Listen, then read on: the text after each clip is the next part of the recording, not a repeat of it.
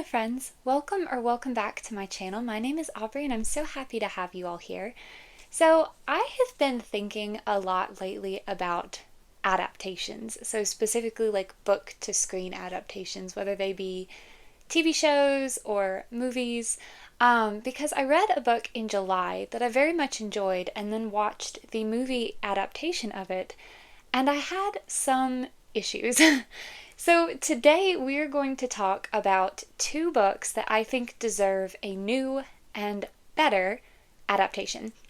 Now, I do want to start this off by just saying that there are, I think, a lot of things that one needs to take into consideration when you are judging an adaptation of your favorite book or series. First, I think we all need to understand that for the sake of time, things do often need to be cut out of the story when they're being adapted for the screen. Um, just because with a book, it can be as long as it needs to be. You can spend as much time as you want reading it, but when you are putting forth all of this money and having the actors having to put forth their time, and the directors, the producers, everyone involved in the making of a film or a TV show, it costs more the longer it is. You also have to consider, if you're doing movie adaptations, people don't typically sit for a movie that is longer than at the most about 3.5 hours. Once you start getting longer and longer, you need to then split the movie into two.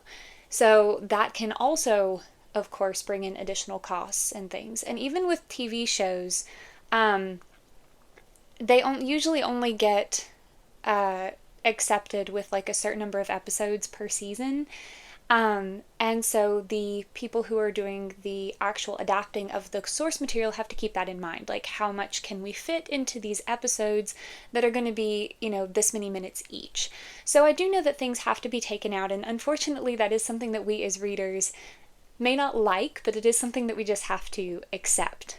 But my main issue with adaptations, and I guess maybe I should say this first, is there are a lot of reasons someone may not enjoy an adaptation of their favorite book or series.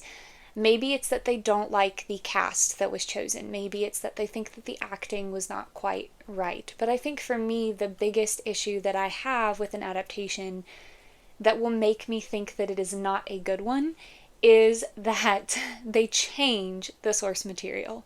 So I'm not just talking about taking out small things or making very small edits where maybe you change a little bit of a line because, you've taken out something else that it references back to, things like that. I'm talking about making actual changes to the story itself, to the characters, to the plot, to the action, whatever the case is. And that, to me, I just don't understand, right? Like, you have the source material, you have something to work with. You're not writing something from scratch. So why do people sometimes feel the need to change the story? Like, that's not necessary. So that is what I'm going to be talking about today with both of these adaptations. I also want to preface this by saying that in both of these movies, and these are both film adaptations, I think that the actors did a phenomenal job. I think that it looked aesthetically pleasing. The actors did a good job. I don't want this to be any sort of commentary on their performances. This is strictly just me talking about the changes that were made that were very unnecessary and very frustrating. And then I'm also going to talk about, perhaps a little bit about what I think should have been done differently or could be done differently in the future. So, as I said, these are two books that I think deserve to have a new adaptation that is more faithful to the original story. So, the first one is actually, we'll talk about one that I read when I was a kid, and then we'll talk about the one that I read in July. So, the first one that we're going to talk about is Aragon by Christopher Paolini. This is the first book in the Inheritance cycle. I have been an Aragon fan since I was in middle school. If you've seen some of my other videos, I've mentioned it before. I literally read this book like over 20 times in middle school alone. I was obsessed with it. And so the Aragon movie came out in December when I was turning 13, and my birthday is December 10th. So my mom took me, my brother, our cousins, and some of my friends to go see it in theaters on opening night for my birthday. I was so excited, and then I was so disappointed. So I'm going to do this as spoiler free as I possibly can. But if you've seen these adaptations, then you should understand what I'm saying. If you haven't seen the adaptations or you haven't read the books, you're not going to understand what I'm saying, and that's okay. You will if you read them. But also, if you've read the books and not seen the movies, then you'll still understand where the frustration comes from. So, when we were watching the movie, the first thing that frustrated me just right off the bat was that the actors didn't look like the characters. Like, they didn't match the character descriptions. And I do want to say, I know that you cannot get the perfect casting to please every reader. It's just not going to happen. And I understand that. I am aware of that. Yes, it bothers me, I think, like it does bother every reader when you picture a character a certain way in your head and then that's not how they appear in an adaptation. However, I can live with that. What does frustrate me is that you have basic descriptions of the characters and then you don't match them. So again, this is not at all about the actors' performances. I think that they did a wonderful job with what they were asked to do. But we just had characters who didn't match their descriptions. For example, Arya, Brahm, Aragon, none of these people matched the descriptions that you see in this book. And that's just frustrating because that's such a simple thing to fix. Either hire actors that already fit that or use makeup. Put temporary dye in their hair, get them a wig, get them colored contacts, whatever it is you need to do, right? I mean, if we can turn people into orcs in The Lord of the Rings or give Gandalf that beard and hair and the dwarves in The Hobbit and in The Lord of the Rings, like, you could have made these people look like their characters. So that's really frustrating, just from like a fan's standpoint. But then it got worse. So we had scenes from this book, and again, I know that you can't have everything. This is a long book. It's not the longest, but it is long. And so I know that you're going to have to condense the material. That is understandable, even if we wish it wasn't. But there were important parts of this book that were not included. For example, Aragon's cousin has a fiance named Katrina. She's not at all mentioned in here. And she's really, really crucial in the second book. Here, eldest. Which, any of you fans of the Inheritance Cycle may have noticed that they never continued the series in the movies after Aragon. And there are some reasons for that. So first of all, Katrina isn't there. We also have Arya's reaction to Aragon. In the books, she does not reciprocate his feelings. In the movie, it is very heavily implied that she does. She also does not behave, like, her personality is very, very different. In the book, she's a lot tougher and a lot more hardened by the things that she's gone through than she is in the movie. Then we have our initial antagonists in this series, the Razak. I'm not going to describe what they're supposed to look like because that is a reveal in the books, because initially they are cloaked and hooded and you can't tell what they look like what their appearance is. But I will tell you that they are nothing like they were in the movies. In the movies, they were made of bugs. They were literally like golems of a sort, just made of bugs. That's not at all. That is not at all what they were like in this book. So we have that. We also have antagonists, I'm not going to say who are killed in the movie and are not supposed to die until much later in the series. Like, they're not even supposed to die in this book, okay? So there's that. And so they literally are pivotal to the plot of Eldest, and they just don't exist anymore in the movies. So that's really, really frustrating. And I'm not going to go through like every little scene and nitpick everything. I'm just really talking about the things that frustrate me the most. So we've killed off antagonists that are crucial for the continuation of the series. We have characters who don't fit their appearance, in some cases don't fit the personality that they're supposed to have in this book. We also, I want to say this, the ending scene, the ending battle is handled so incorrectly in the movie. It has, they add in abilities to the antagonist that he does not possess. They add in, like, the way the fight scene progresses is very different than it is in this book.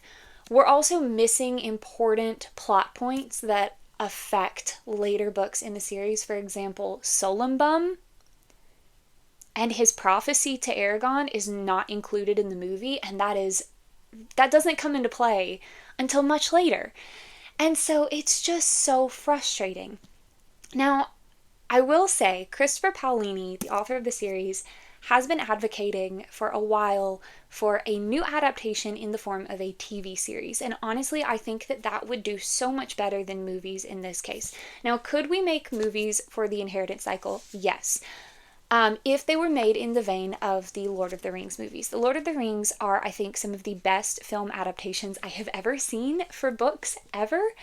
And I think that if you want to have a similar success with this series, they would need to be quite long, of a very epic scale, just like the Lord of the Rings movies were. Or we could do a TV series with a season per book. And I think that that would work very well. But I really just feel like this series is so good. It has so many plot points that continue throughout multiple books. It has so much character growth and so many revelations that happen. And also it's just, I mean, it's Dragon Rider fantasy, which is so fun. And I know that a lot of people see Aragon as kind of like a gateway series into fantasy, but I really think that it is genuinely really, really good. And I really think the Inheritance Cycle deserves to have an adaptation that fits the strength of the books, because I think that it could be a great adaptation. Even in the movie that we already have, the graphics are still quite beautiful.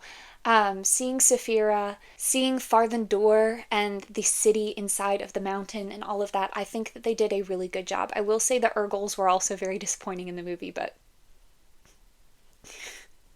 that's beside the point. No, it's actually not. No, that goes with the whole thing about characters. They did not follow what they're supposed to look like. It's not that hard. We also, our little dwarf friend, who, again, I'm trying not to spoil things, but he was very much not really given his due at all.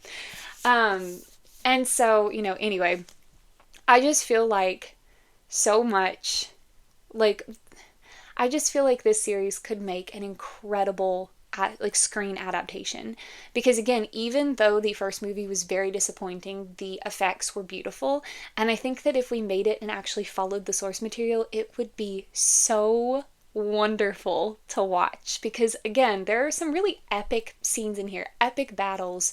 He goes to these really, Aragon goes to these really wonderful locations with the dwarves in the mountains and the elves in the forest, and then traveling. The first book has a lot of travel in it. And it just could be done so well and be so amazing. So I really hope that Christopher Paolini is successful in getting a TV series adaptation for the series, because I know that I would just be overjoyed to have it, and I'm sure other people would as well.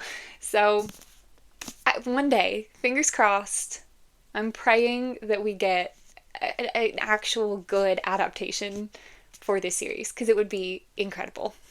And then the second book that we're going to talk about today, as I said, I read this in July for the first time and then immediately went and watched the movie.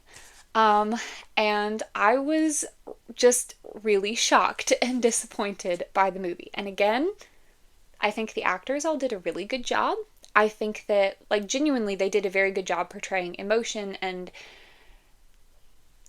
expressing what they were told to express, and the characters as they were told to be them. Oops, I hit my mic.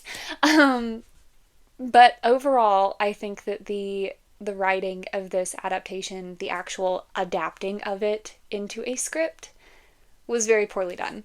And that is Red, White, and Royal Blue by Casey McQuiston. Now, do want to say, I think that if the movie had been its own thing and not based off of a book, it would have been a really good movie. Really, really enjoyable. Like I said, the actors were all great. But it was based on a book, and they were not true to the source material in so many ways. So again, I am going to try to keep this as spoiler free as possible. But let's just start with one of the most obvious things, and that's June, Alex's sister. Yes, if you've seen the movie and not read the book, Alex does have a sister, an older sister, in fact, who is in so many scenes in this book. She's a very important character, and they completely removed her from the movie. Why? I just don't understand why that was necessary. So they took June out completely, which means that every single scene that she was in was now void of her presence, and either they gave her lines to Nora, who has a very different personality in the book than she does in the movie, or they just took them out completely. So Alex and June's relationship is very important in the book, as he is navigating all of these things that are going on with Henry and him figuring out what he wants to do with his life and all of this. June is a really important character in his life.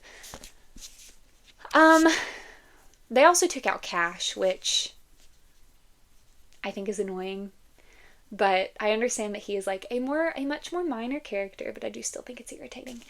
But then we also had personalities that were so different.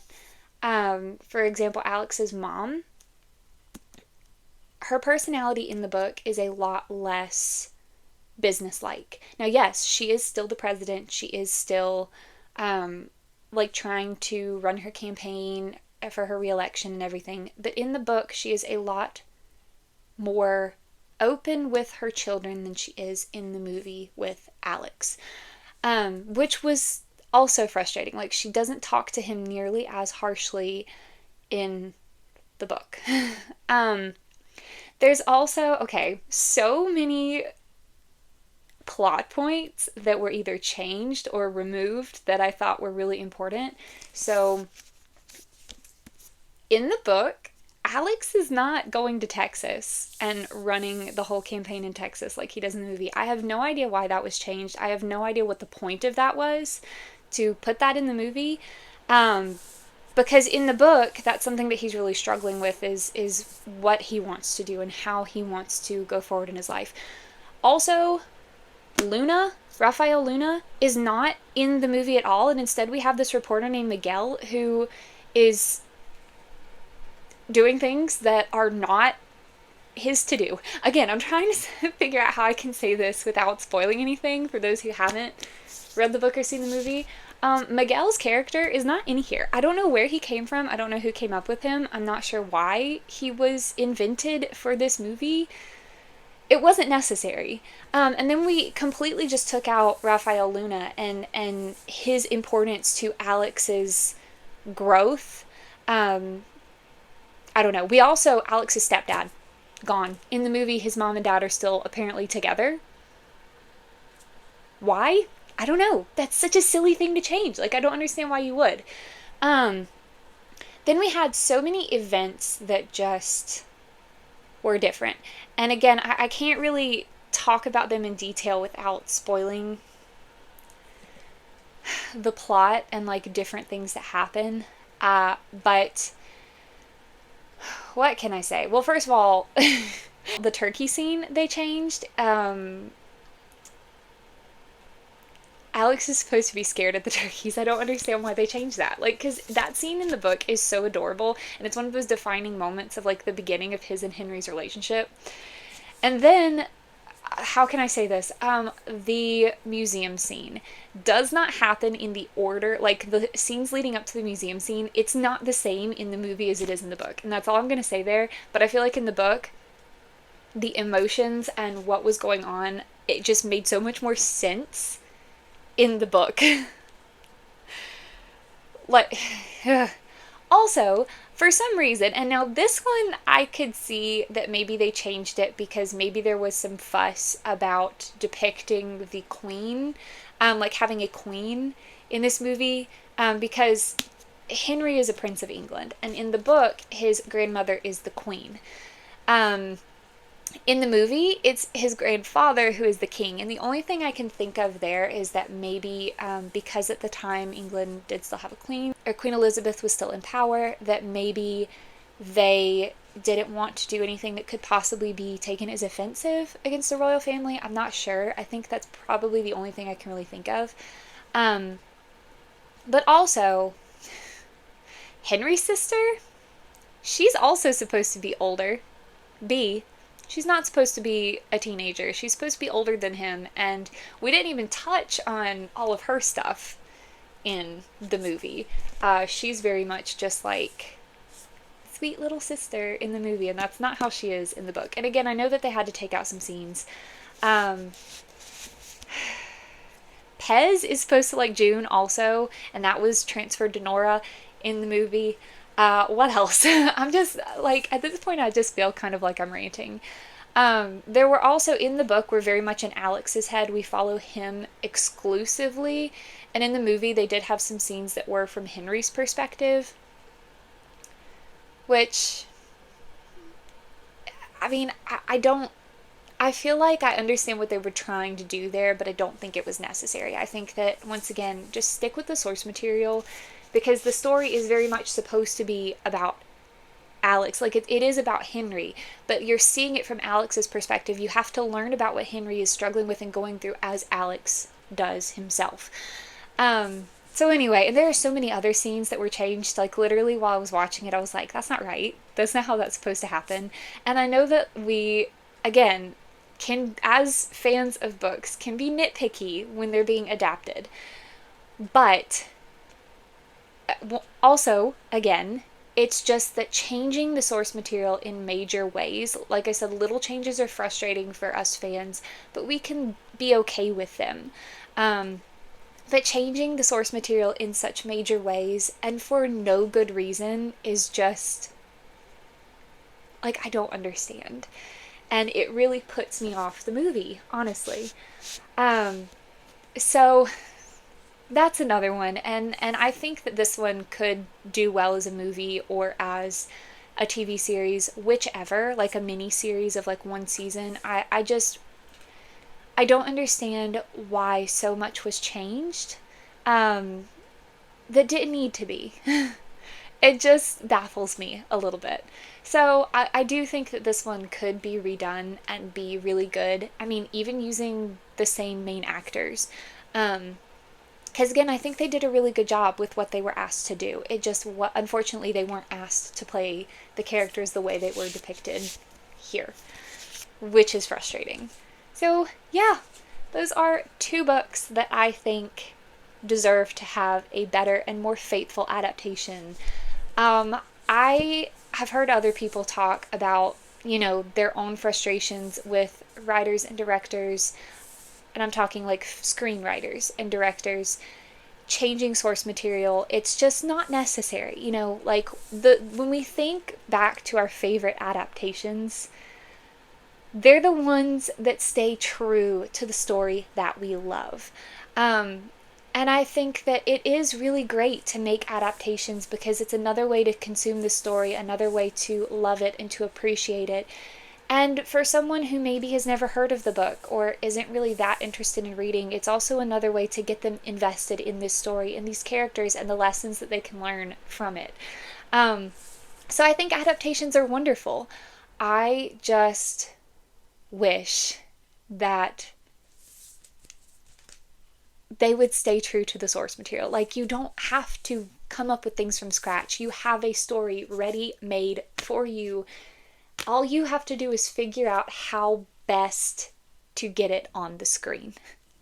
So that's my little rant for today. I hope that you guys enjoyed. Maybe, is that the right word? If there are any like book to screen adaptations that you really, really are frustrated with for similar reasons or for others, please let me know in the comments. Again, remember to keep all comments spoiler free. or if there are any adaptations that you think are really great. I would like to maybe talk about this more in the future. Um, books that I think have really great adaptations, some that I think were just kind of mediocre, could have been done better, some that I think deserve adaptations that don't yet have them, and then, of course, others like these two who I feel like have just been very mistreated in that medium. So, if you have any that you would love to hear me talk about or that you have thoughts on, again, I would love to hear it in the comments. Or if you have thoughts on these, if you've read these books and seen the adaptations and you have thoughts, I'd love to hear what you have to say, whether you agree with me or disagree. But again, just please keep comments spoiler free.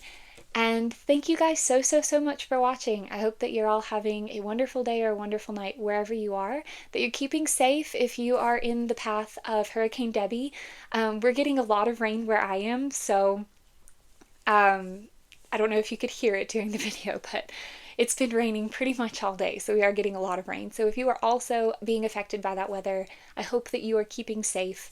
But yeah, thank you so much for watching. Oh, and if you want to leave an emoji, why don't we do either a little book or a little TV, maybe? Or like a little, do they have like a little movie camera? Like the one that's got like the film reels? That would be really cool. One of the three, if you would like to leave an emoji in the comments, either with your comment or because you would like to comment but you're not sure what to say. I would love to see it. I love to see all of your comments and to respond and to get to talk to you guys. It makes me very happy. So thank you so much for watching, and I will see you in my next video. Bye!